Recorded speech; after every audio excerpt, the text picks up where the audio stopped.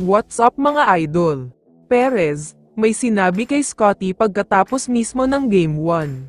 Pero bago mo sana ipagpatuloy ang panonood mo, ay huwag mong kalimutan na mag-subscribe bilang suporta sa aking YouTube channel. Maraming salamat idol.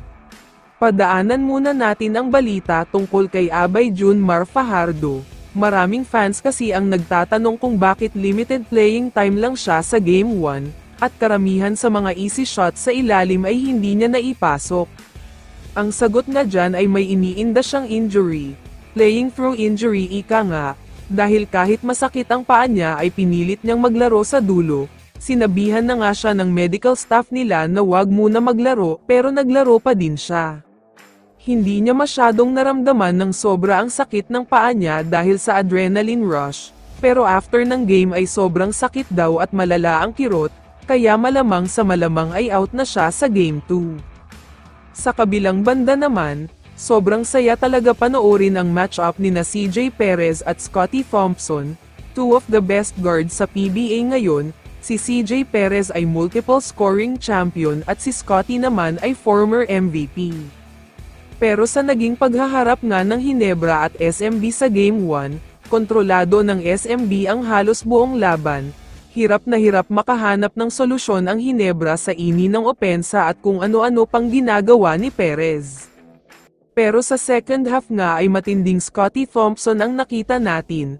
All-around performance kasi ang ginawa niya. Nasaktan na siya't lahat-lahat pero all out pa din siya. Kaya siya na din ang itinanghal na best player sa laban na ito. Kaya naman ayon kay CJ Perez, ibang klase daw talaga si Scottie Thompson, one of the best player daw na nakaharap niya, yung tipong may game plan daw ang SMB na pigilan siya pero nagagawa pa rin talaga ang mga gusto niyang gawin. Masaya daw si Perez sa matchup nila ni Scottie, pero malungkot siya dahil nga hindi nanalo ang team niya sa Game 1. Akala nga daw niya ay sure win na dahil umabot sa 18 points ang kalamangan nila pero natalo pa. Masyado daw halimaw ang Hinebra lalo na kapag naghahabol ang mga ito, yung tipong almost no chance ng manalo pero nakakapag-comeback pa, kaya congratulations daw sa Hinebra sa isang come from behind win. Pero sa paparating na Game 2 na gaganapin na agad ngayong Biyernes, babawi daw talaga sila dito at hindi na nila hahayaan may comeback uli na mangyayari. Kailangan daw may tabla sa 1-1 ang serye para gumanda ang laban. Kaya naman kung ikaw ang tatanungin idol, ano ang masasabi mo sa balitang ito?